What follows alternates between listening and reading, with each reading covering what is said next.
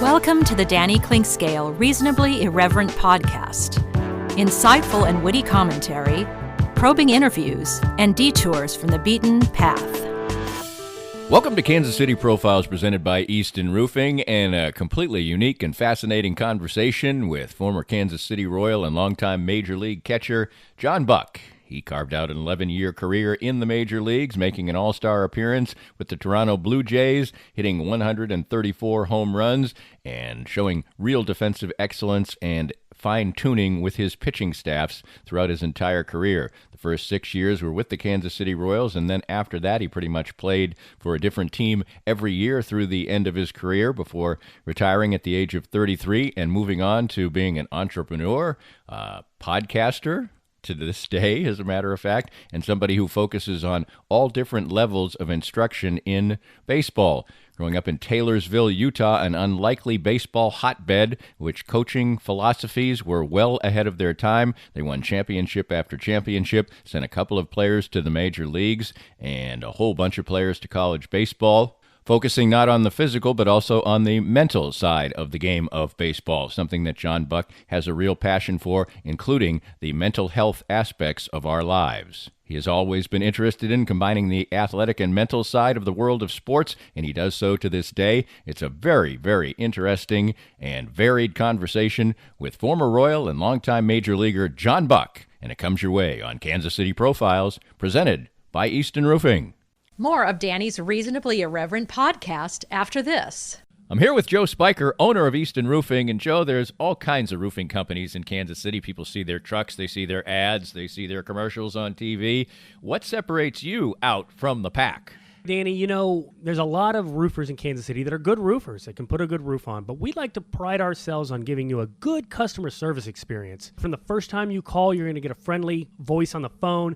We're going to let you know what's happening and when it's happening. And, you know, the other piece is some companies are small enough to do small jobs. Some companies are big enough to do big jobs. You know, we're right there in the middle. We can handle the little stuff. We can handle your repairs all the way up to your big commercial roofs. So what's the best way for folks to get in touch with you at Easton Roofing? You can find us at eastonroofing.com, or you can always call us at 913-257-5426. That's 913-257-5426. Easton Roofing. Integrity matters. Cinematic Visions has been an affordable solution for professional media production in Kansas City since 2003, offering award-winning video production and creation, as well as a wide array of digital and social media management services. From planning, scripting, filming, editing, and post-production, to delivering your product to a watching world, Cinematic Visions will provide professional and affordable services for you and your business with the necessary return on investment to make it all worthwhile. Cinematic Vision's goal is to unlock the power of storytelling through video and a strong online presence for your company. Beyond the numbers, they want to inspire and evoke your clients to feel and act. Let my friends at Cinematic Visions embed your brand where it belongs, in your customers' minds. You can find them online at cinematicvisions.com or with a quick phone call at 816-600-6300. Let's have a brief conversation with David Schmidt from Pro Millennial. David, what differentiates you from other financial organizations? I would say the passion we have for seeing our clients succeed is probably paramount to what we do here. There's no joy greater than watching a client accumulate wealth. I had a client that I've had for many years was able to buy his dream warehouse. Nothing too extravagant, but we had a savings plan in place and was able to see him fulfill his dreams. And what else motivates you in this industry? Well, lately it's been finding out inconsistencies in the marketplace, ferreting out some more than questionable ideas out there that what we're seeing with Bitcoin and a few of these other cryptocurrencies right now. I'm of the opinion where if it's untraceable, it really needs to be regulated in a big way right now. To get more information and advice from David, visit promillennial.com or call 816-221-7775. That's 816-221-7775. If you'd like to join these and other great sponsors and market your business to a growing and engaged audience, contact us at Danny@DannyClinkscale.com. Look forward to hearing from you. John, you're born in Kemmer, Wyoming, but moved to Utah when you were 4 years old, so you are a Utah guy, and we'll get into that part a little bit later on. But I don't imagine you remember anything about Wyoming, but when did you start remembering things, or what are your first memories of growing up in the Salt Lake in Utah? Well, and it's funny you say that. I do have memories of Wyoming because I kind of went back. We went back and visited quite a bit, even after I moved before, because our family had property there. Okay. And so it was a frequent visit just because of the connections my parents had with the hospital and clinic where my dad worked. So I remember the curbs being really big because the wind out there is, so I remember being, whether it's because I wasn't as big as the curb yet, it was like it's a weird memory, that kind of an odd memory that I remember, like, man, the curbs are really high here in Kimmer. Whether that's because I was young going back to that, but that's what I remember. And what was the family life like for you, siblings, et cetera, growing up in Utah? My dad worked up at the VA hospital and kind of taught some stuff up at it was one of the first wave of PAs that come through the University of Utah in the VA hospital, which is right there at the U. So he taught and was kind of academic and was into the medical field. My mom and him met were a lab tech. That's where Kimmer and the clinic they met and got married. And me and my little brother Paul were brought into this world with them. And I mean, my mom was an athlete. My dad was an athlete, kind of a hippie. He was, like I said, an academic hippie. He's from Stanford. So growing up in Utah, you can, around a lot of LDS population and a culture, I was the odd duck out in a weird way. And, but happy home for the most part. And then, me and my brother were involved in athletics and had some uncles who played for Nebraska, who I always looked up to, were really mentors of mine, and that played at Nebraska, went to Layton High School. And my mom's background was military, and they also had, so those were the men that I looked up to and thought were, man, those guys are awesome. And one happened to be my Uncle David, who played football. So, and he and my mom were, from what I perceived, were very close.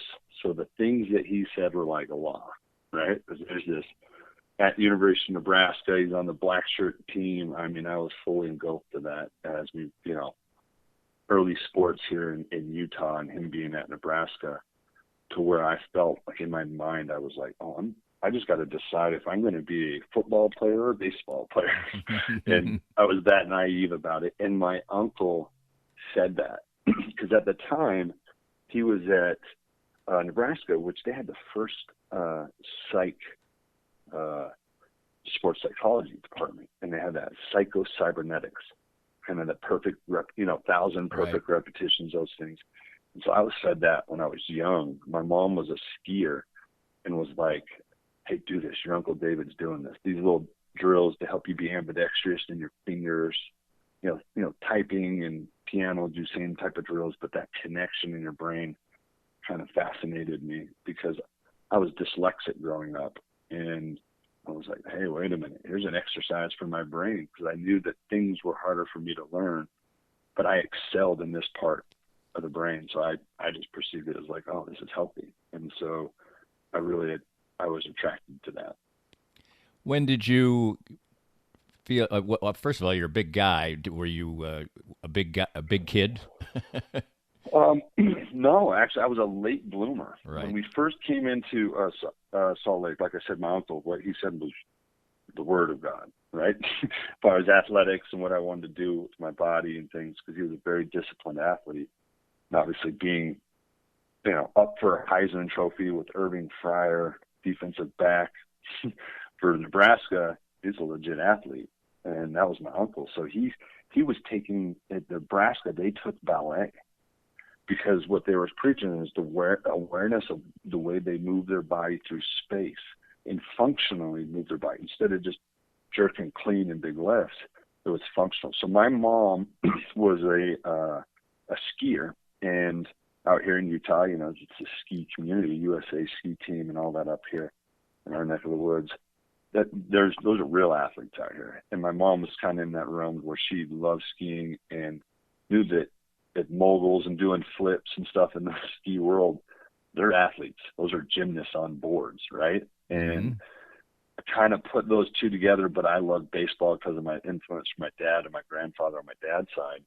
Now, my Uncle David was drafted and he didn't sign. He just went to the University of Nebraska. And that's why I think in my mind is like, oh, I just got to decide what I want to do professionally, right? As Right. a 12-year-old. And he fed that dream.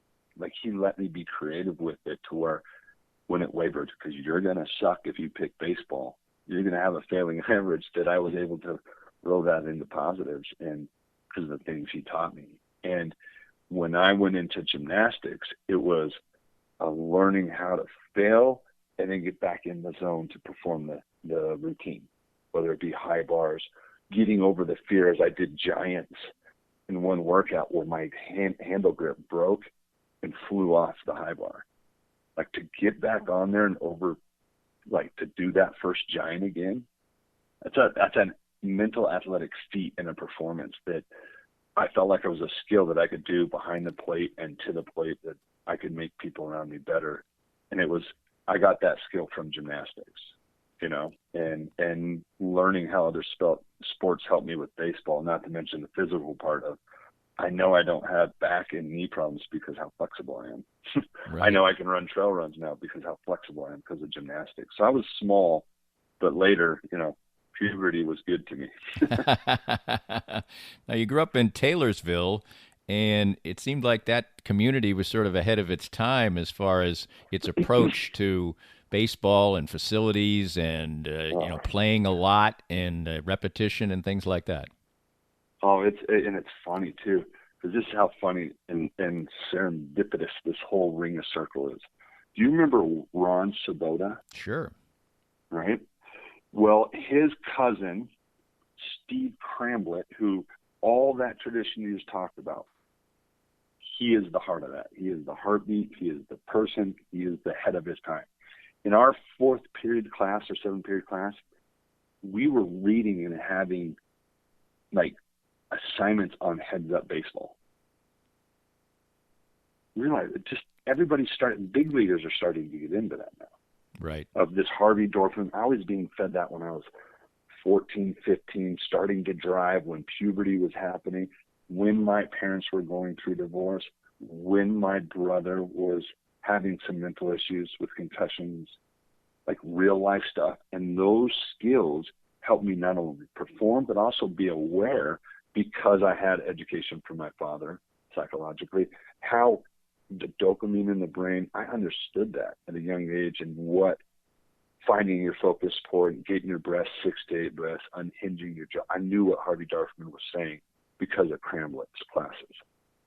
In Taylorsville, Utah, there's me and Brandon Lyon, who also came out, Mm-hmm. is we've talked about that at length. When we were playing with the Mets, we were like, me and you are lacking some skills with people around us that are well exceed mine and your ability, right? Because we were having this conversation, like, we're around freaks right now in unicorns. Like, how are we here? And one of the things I think we identified was the tools that Cramblett gave us to how to fail. Like, you're going to suck at baseball. And those mental skills and how to fail is why we were continuously competitive in the Taylorsville tradition. It's because there was a culture about get knocked down, get back up, and work hard. Get knocked down, get back up, and learn from it, and work hard. And it was like, that was you didn't want to disappoint that man, because it was taught at the right way. Like, you respect it. It wasn't screamed at, because he understood what you're the dopamine. It's a thought game, right? It's thought management on holding your mental aptitude on the game. And Cramblett knew that. We were being taught that in a 4th period class at Taylorsville, in our athletics class. That's ahead of its game. That stuff is lacking nowadays in the world, and he was doing it. And that's 100% why Taylorsville's tradition held so strong and so like there was no other competition. They were all trying to keep up, and everybody knows it around here. Right. And that's the one guy. That's the heartbeat. And certainly it did become, it was an effective way to do it. Taylorsville, your countless state trophies, national AAU championships, 10, 11, all along the way with a core group of players. A couple of you obviously who ended up being in the major leagues. So it's probably not unusual that I was reading a story about you and Brandon from a few years ago. It's probably not unusual that the story that's in there about you talking to the guidance counselor and saying you were going to be a professional athlete, it doesn't seem that surprising that you would have a matter-of-fact view of that with all the success that you were having and with the mental training that you were going through. But also, too, that was my thing, is school counselors are not that connected with the players, right? They're not that connected. And my thing, and some of the things that I'm working on, when our children are at the highest point of alpha state and brainwave, we need to see how they're reacting. Look at our parents on the other side of the batting, on the net watching their kids. You freak out when your son swings at a high pitch. You act like an idiot. And now you're mad at your son for punching himself or pulling his hair out. Okay, you know what I mean? Like, or throwing his helmet or cussing. I know I was one of those product of those children. I had to look in the mirror and say, I better change this behavior or I'm not going to be in the big leagues. Right. And that was taught. Yeah, that was taught to me.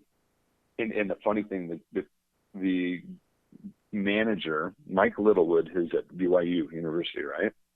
He threw me out when I was 12 years old, ejected me out of the game. And we still talk about it. When I signed out of high school, because I was doing the whole draft game, do I go play football in Nebraska? Do I go play bowl? I'm going to sign with Dixie College because the man I trusted was the man that ejected me when I was 12 years old. It was Mike Littlewood. I'd signed with Dixie College. Brandon Lyman did as well, because go look who Mike Littlewood was kind of tutoraged under. That's Steve Cramblett, Littlewood. There's that whole Taylorsville community. It's special. It's weird. And it's almost like the way that it's a culture around here that was like a clubhouse. Does that make sense? You've been in a clubhouse, yep. man. You understand what makes a team. Like the Dodgers, the way Turner does that, Cramblett and Littlewood did that around Taylorsville. If that's the best way I can describe it. And I think that's why they're leaders in their communities down in Provo, at BYU, and in this city. And now Cramblett doing the same thing for an entire hotel and athletics department for a major hotel chain in Mesquite. Because they're leaders. They're more than just a manager. They're just well-defined decision makers, plain and simple.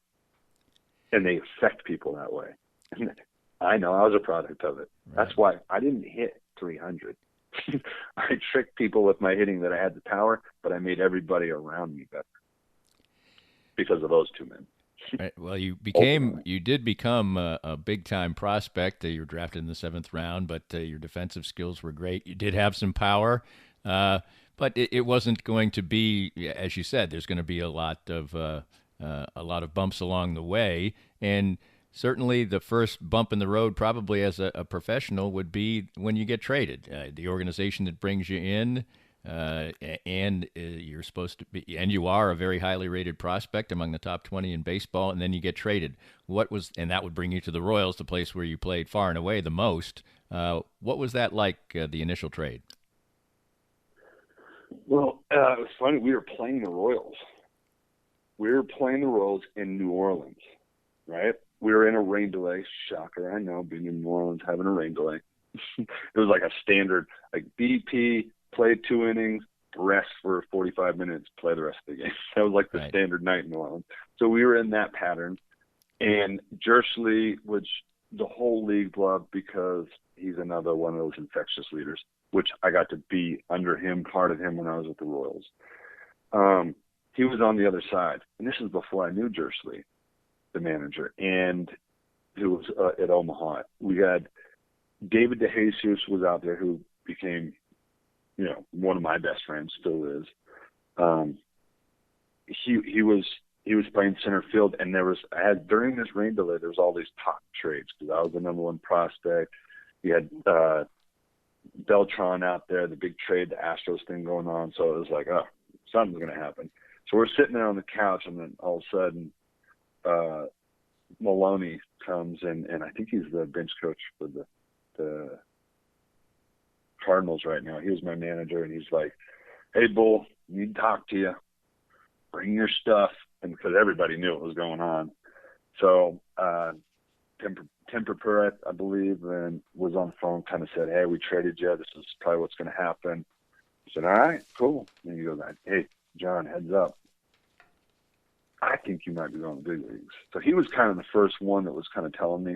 It was cool because I've been so much with Tim. With my brother had a suicide. I had some mental health with my mom issues. That like some stuff was going on that the Astros helped me get through, right, and supported me.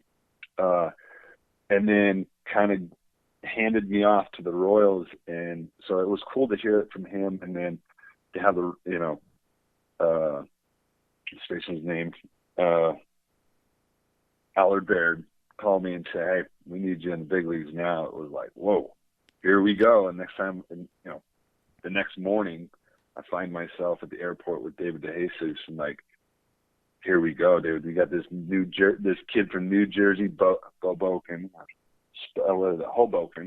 New Jersey, who was putting on moisturizer, who looks as pretty as you can look at the airport. And then you got Redneck John headed to be to Kansas City, and we're supposed to be the answer for Kansas City, right? Right. It was a weird spot to be in together, and I think that's what brought us together. We developed, because we probably weren't ready, a little rushed, because we were in a youth movement and all that, kind of coming down off of Kansas City, really going for it. So we were that young group that had to be the talented to develop, and I was with the task of being young and saying, all right, do this.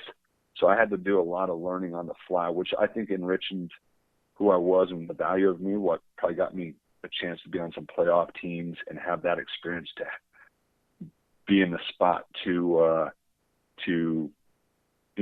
better a team through my experiences, game planning and knowledge of the game. It wasn't just physical. So it was kind of cool to see that kind of come full circle. The Royals weren't very good at this point in time and during your tenure there, and you played well. I mean, at first, right off the bat, you hit 12 home runs in 71 games. 235 is no disaster for a catcher who's a good defensive catcher as well. But obviously, as you said, there was pressure on you because Beltran had been a star and would become even a bigger star. Did you feel that, or were you just able to overcome it because of your background? No, because I felt like that was DeJesus' burden. I was in a totally different. I'm not going to be Beltran. I'm not a switch hitter. I'm not an out. I didn't feel like I felt my value was measured completely different. I felt like what you got from me and what I was what Allard saw. What I was I'm so invested in my pitchers. I'm a catcher. You're going to get a little extra pop out of me, and just because I'm big and I'm athletic. And so you're going to get a pretty athletic defensive catcher that can hit bombs, who is super into this mental game of baseball. And I think Allard saw that I made pitchers around me. And if you're going into developmental, if that's not why he sure made me buy into it, because I believed that I had the authority to I'm running this pitching staff from catchers all the way down. We're running it this way. And it helped me as a young guy feel like, hey, he's got my back to run this organization. And I was able to have that authority real young, where maybe you would have to ease into that. And I was able to fall on my face with that authority sometimes. And luckily, having Buddy Bell and Jason LaRue and Paul Bacco to pick me up, shake me off, and sometimes smacked me around a little bit because I was a spoiled little brat doing pretty good. Those were all experiences that you have to have and grow and get better from. And the Royals were, helped me in that way, but also off the field. I had twins. They were preemies. My wife almost died giving birth to them during the middle of the season. They were there for that. And that was part of the full spectrum of player development that, I'm forever grateful, was just talking human factor. This is why Dayton Moore's good. This is why Steve Hamlet's good. This is why Mike Littlewood's good. Those people around who who I've been a part of have been nothing other than the men they should be, and I've benefited from it. So I feel this urge to share those lessons because they've helped me, you know, and it's those leaders that have done that, and that's why I love being part of the Royals, you know, or attaching myself to it because what they've done for my family off the field. You referenced your wife there. How did you two meet?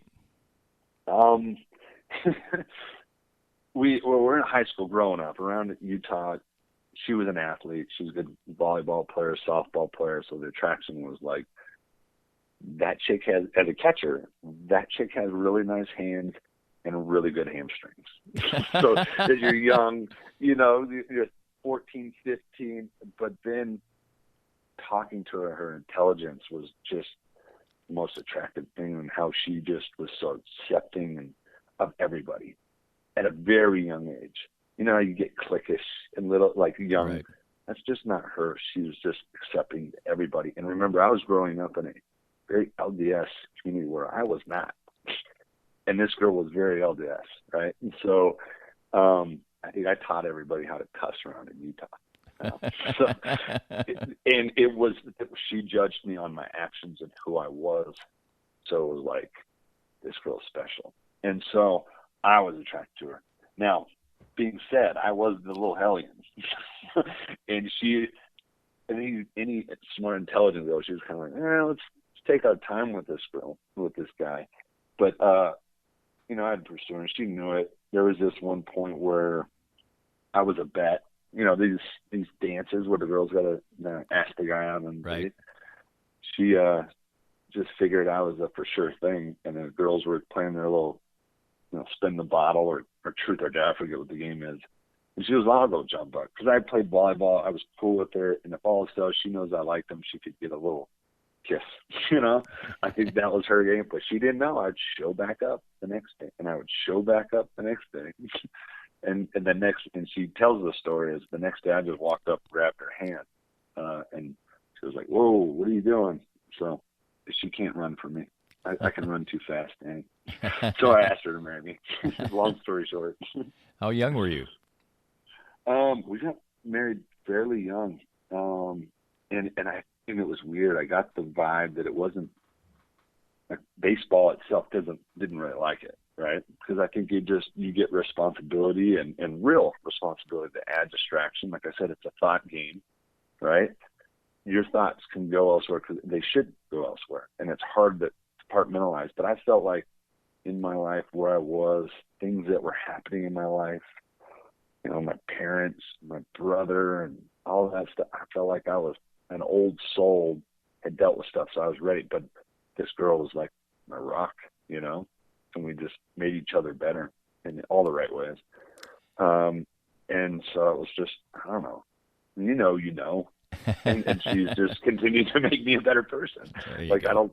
There's no other argument. So right. Probably the most correct decision I've ever made. Probably not her. She can't say that, but I can. So who's the smarter one, right? Right. Well, you played very consistently with the Royals during your tenure there. I mean, when you're looking at your baseball reference page, it's a very similar track. You're a fine defensive catcher. As you say, you were invested in the pitchers. How difficult was all the losing? So hard. And I think and you know, we're like, you get put on a path for a reason, right? Tested, or I don't know, however you want to view it, but I can't help but make me feel that there has to be some merit to that. Or if the structure of you lean into those challenges, that's the growth that you'll get the most out of. It'll make the best well-defined you, because that's what stings the most. So it changes you the most, right? I know, because I went through those losses with the Royals, why I had a chance to possibly get to the World Series with Pittsburgh Pirates, not in a starting role, but in a role because of my mind and how I dealt with pressure. Also with the Angels, and I hated it. The Royals beat me, but if people were going to beat me, to have Billy and Alex and all those kids that I helped beat me because of my mom, I felt like it was like, I don't know. You see, I came out of the game pretty close after that. Right. You know, it's how do you get any more pinnacle to that, to me, and where I was in my life. I mean, I felt pretty cool. If you're going to lose, that's the way to lose, right? Right.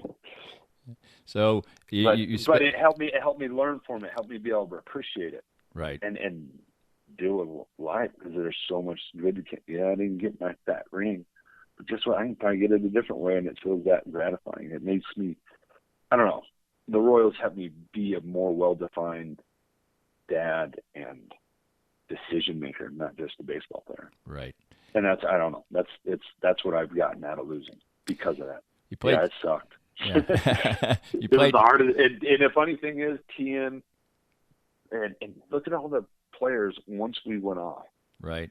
We all learned. We all went and became super tools on other teams in significant roles, from DeJesus to Tihan to myself to Billy. Like, you don't do that if you're not developing things right. Right. And those lumps, although didn't, per se happen for us, for Kansas City, but Dayton playing and, picking up after what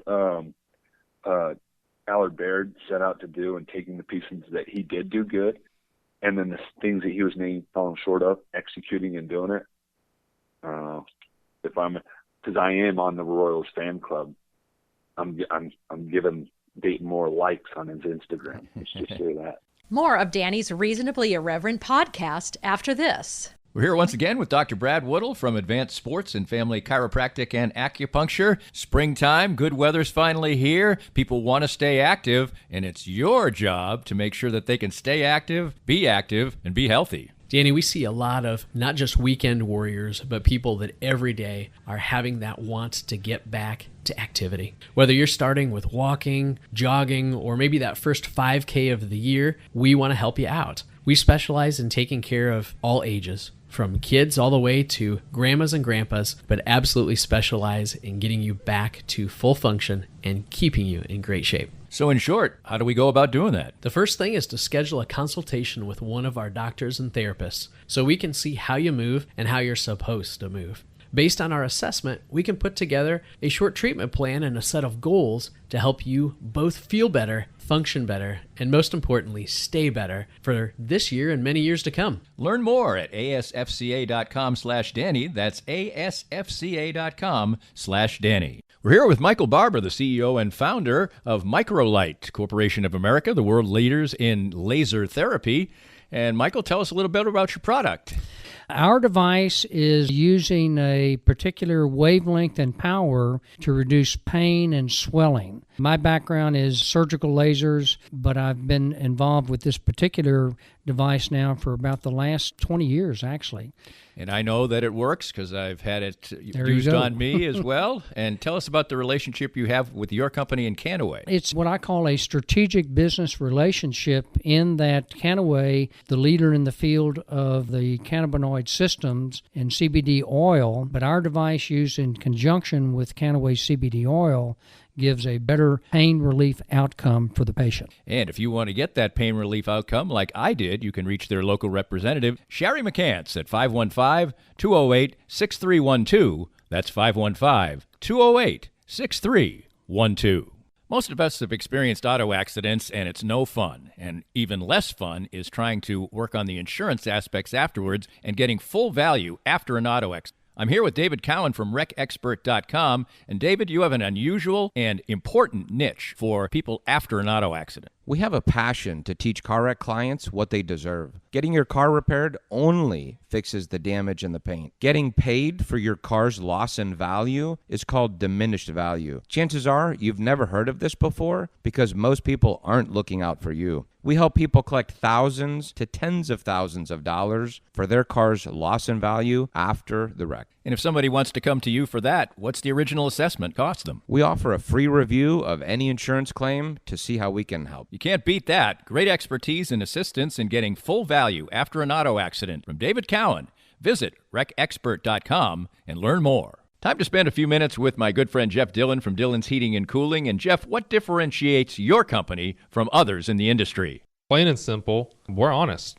We have integrity, and we're going to do things right the first time. There's way too many companies out there that lie, cheat, hide things from the homeowner or customer, and we're not about that. It's kind of funny sometimes. I actually am so honest with some people, it kind of surprises them. But sometimes it's good for business, sometimes it's bad for business. But ultimately, it's the kind of business that I want to run, is an honest one. And that family way of treating things is part of your slogan, and it's also part of one of your great features that you offer to customers. Our slogan is like family. Our most popular maintenance plan is called the Family Plan. It's very similar to a lot of ones out there. The little tweak that we do to ours, 1% off for every 2 years. They have a continued maintenance plan with us. If they have a maintenance plan for 10 years, then we give them 5% off, no questions asked. You can find out more about Dillon's Heating and Cooling and all their great range of services at dillonsheatingandcooling.com. That's Dillon's with an S. The phone number, 913-214-1343. If you'd like to join these and other great sponsors and market your business to a growing and engaged audience,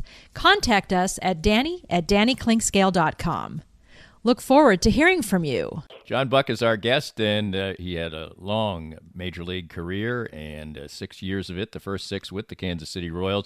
Kind of bad timing for you. Your last year with the Royals, you had injury issues and didn't play as much heading into your free agency, but you signed with Toronto. Maybe it wasn't the perfect timing to get the biggest contract, but you would end up having your very best year in Toronto. Yeah, it was. I remember I had that back injury, right? Just a weird L4, L5. I was doing really good. And I think with me and Olivo, our relationship, we started working good where he was doing pretty good, I was doing good, and then my back got hit. Right? Mm-hmm. We kind of worked through some of that the previous year, and then my back. And once you hurt your back, it blows you up. You can't do much. And so luckily I had a background, and my dad, those medical connections in here, and my gymnastics background. My recovery was a lot quicker. My management of it through my career was good because I was, doing the extra work on flexibility. I was doing it anyways. Right. So I think that discipline was there, and why I was able to get back and get healthy. Because I don't know, my body is my temple. We get one little vessel to operate and to use and enjoy. I want to maximize it. So when I played, I paid attention to those things, and I think that was influence of gymnastics, knowing what it takes to keep your body to be able to move through space when we want it to move through space efficiently, Right. And you made an all-star game that year with Toronto. What was how much of a thrill was that? And you got a hit in the all-star game too. Like I said, with this injury, it was a lot of extra work. And I was dealing with pain. So that mental game was huge. And I had 2 hits. But it was a real weird, because I had that one at bat with the big fellow of the Dodgers, good curveball, hard fastball. I forget his name, but Poppy got thrown out second. But that would have got us with the lineup, the guys we had coming up. I think it was A-Rod coming up. I mean, heck, we had a chance to win it. So it was fun to be in that game, and obviously a highlight of my career is getting that double and then almost getting a hit to get us over the hump to beat them for the home field advantage. I mean, that's cool. It was fun. I mean, that's obviously a highlight. Say you were the best of the game at one point. Right. That's absolutely. That's kind of cool. And after that, a year after being released. Right. But see, the thing is, here's Dayton Moore. He left me. He exited me. I felt more confident getting released. How? Because he's that good. He does care about people. He was so locked in of how I was and what I've been through. That relationship there, he came to me, John, what you're doing is pretty good. And if we're going to pay this money, we want a little more, so we're going to pay a little less, get a little bit older, and not hold you back. I felt like that. Like, you know what I mean? Mm-hmm. He gave me tools to go succeed. I mean, I don't know. That tells the character of a man, Dayton just telling the truth. And he left me, and that was everything. He just taught me just in the minor leagues to take responsibility, and he just executed everything he preached to me right there. Come full circle. And so that's obviously why I still want to be a part around him and I raise my hand on any alumni things that I can be a part of with the Royals. Right. Because of that exchange. Yeah. Absolutely. So you had the big year in Toronto, and that led to your first multi-year contract, even though what would eventually happen is that you basically played a couple of years in Florida, but from this point in your career on, it was basically each year you played for a different team, kind of. What was that like? Yeah, and I think it was because of that skill set that I got with the Royals, right? Because I would play good, but people didn't, like, it was a weird onset, right? Because I would overachieve what they wanted to do. Like, Seattle let me go because I was getting ready to hit a bonus. They didn't expect me to play that much. Go look at those numbers, all that collusion, go look at it. Tell me I'd need to get released for Sucroy or whoever they brought up. Why did all those players in Seattle go say, hey, dude, why did Fernandez said he'd pay for my salary? Come on, you know? Right. So I don't know. I was in that weird. I knew at the age, we see with the market. If you just want to talk about, we want to talk about, you see what was going on. I was that player that people talk about, where there could be careers, age, and I agree with the owners. Why pay that when you can get a college kid to do that? Right. Right. Now that you look at the economics of the game. That's also why I tell my son, you go to college, bro. I think this is the way it's going. I think it's for the better, you know. And I'm the high school drafted guy. But I if I want to really look at the game, you're going to have unicorns that do that. But I feel that's the best way to develop. I think that's how the game goes. And I feel like I was in that mix as it was transitioned.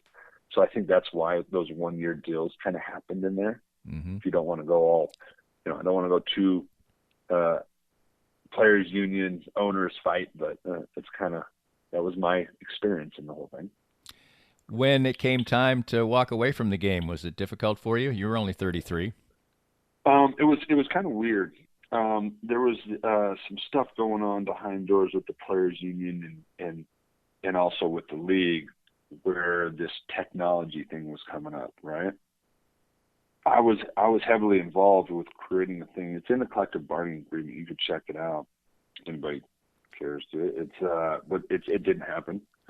I think because the players, the strength would have shifted the players. It was called Next Level Locker. And it was just to strengthen and utilize our name, likeness, and image of, you know, direct to consumers. Right. And it wasn't like I was just stepping away, giving up the game. I had a huge opportunity. Yeah, it was a roll of the dice because it was going to give the players way more control of their own name, likeness, and image. And like I said, obviously, I know things that, and dove into it because I was heavily involved with the union with this stuff when I played on the players union. I was a player rep every year and was involved with some cool collective bargaining agreements, you know, my helmet being able to be painted, that stuff interests me.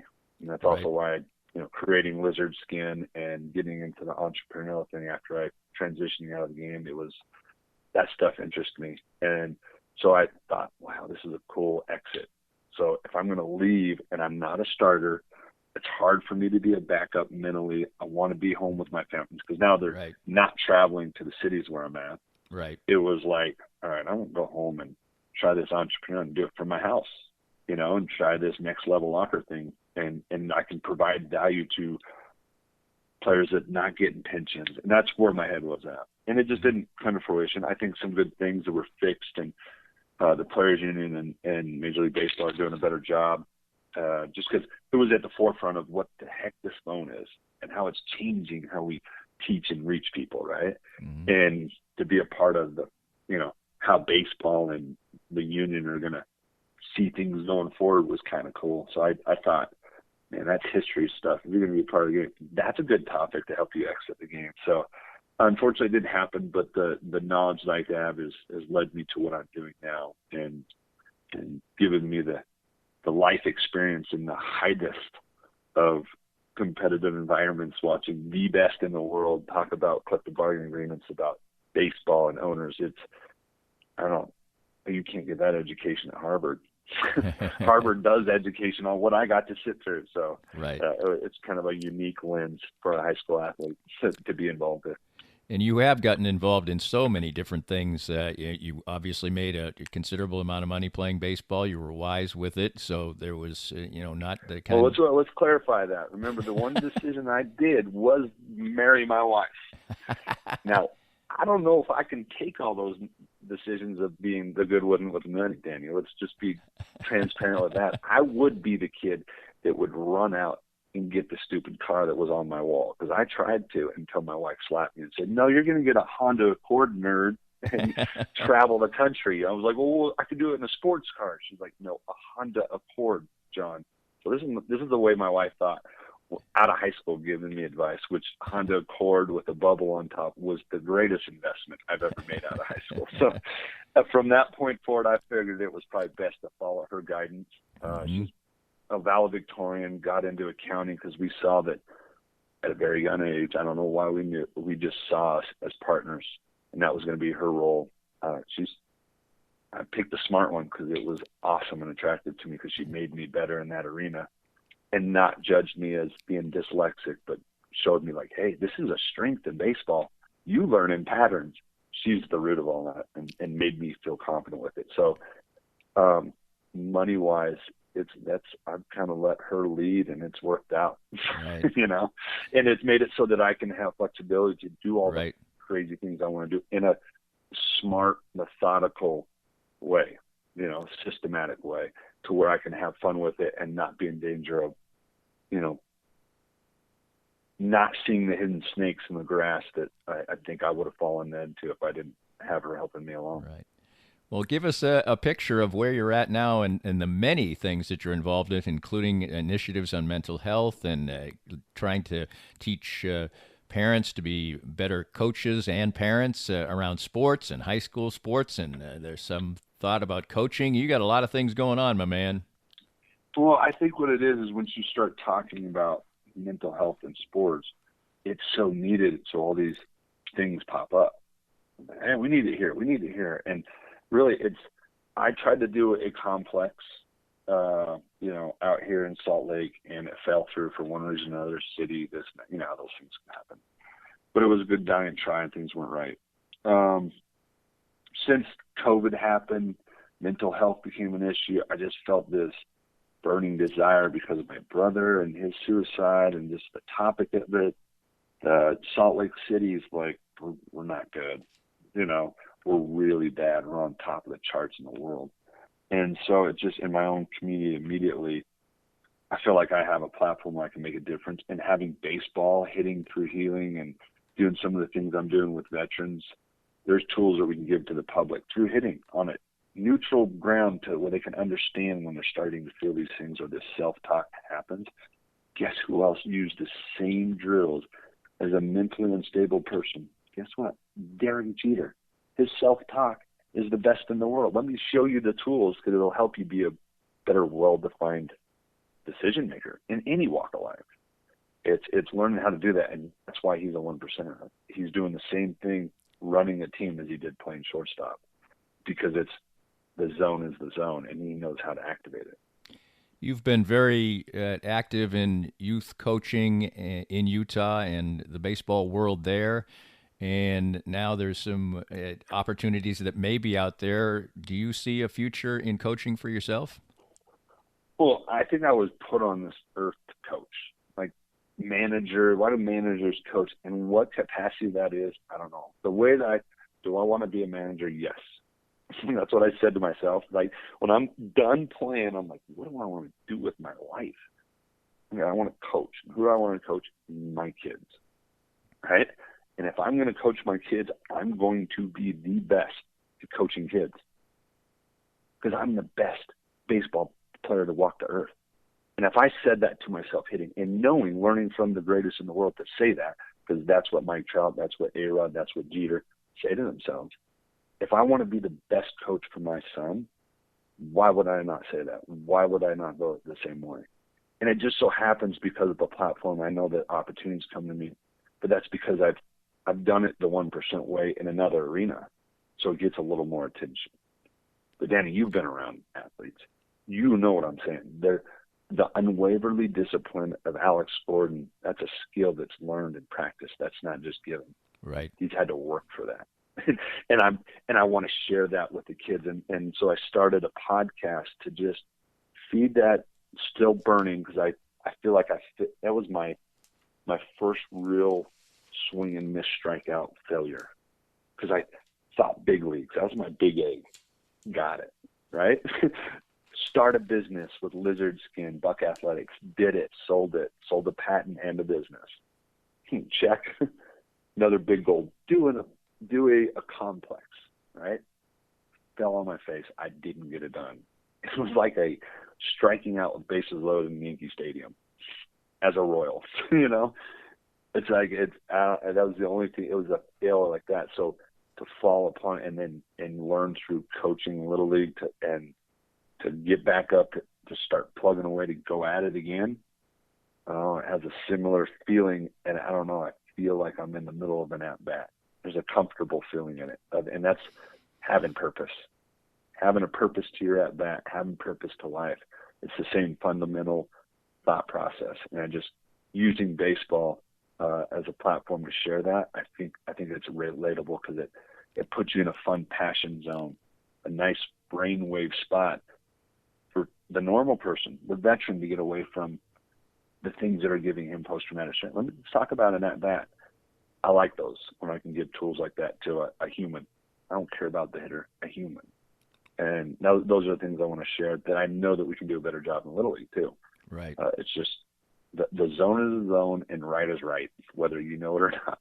We just get to practice it. And I think players now are trying to share that. It's the secret sauce, It's the Mamba mentality. It's the Jordan talking about putting it on over. I just put it on like an overcoat when I'm sick. Like, what is he talking about? I want to teach kids what he's talking about. Right. Because I chased it. And that's what my uncle said, learning that psycho-cybernetics, how to be in it when you're doing a gymnastics performance, to an at-bat, to what Jordan's talking about. I think that needs to be more relevant. And even with the high school counselor, my high school counselor, if they're more connected in those states with the sports and school, I think there's going to be some hyper learning and also stress reducing in when we're in the arena of sports. Your podcast is called Behind the Dish, and it's not at all just as we just heard about baseball, that it's about life lessons, it's about anxiety, it's about a whole variety of things that you just talked about. It must make you very proud to be able to do that. It does. It feels like I'm talking on topics that I would discuss with my brother at times, so that he needed to hear, or I wish I could share with him. So as you can see, I even feel choked up now.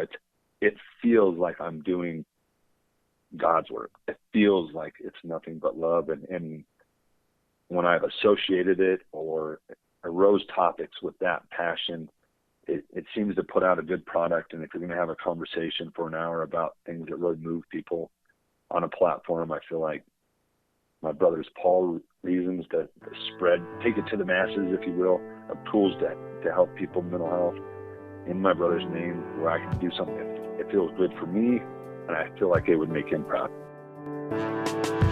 This podcast was made possible by our great sponsors like Easton Roofing, the presenting sponsor of Kansas City Profiles at the Danny Kling Scale Reasonably Irreverent podcast. Easton Roofing, where integrity matters. We hope you enjoyed the latest Danny Kling Scale Reasonably Irreverent podcast. Come back soon for something fresh and new.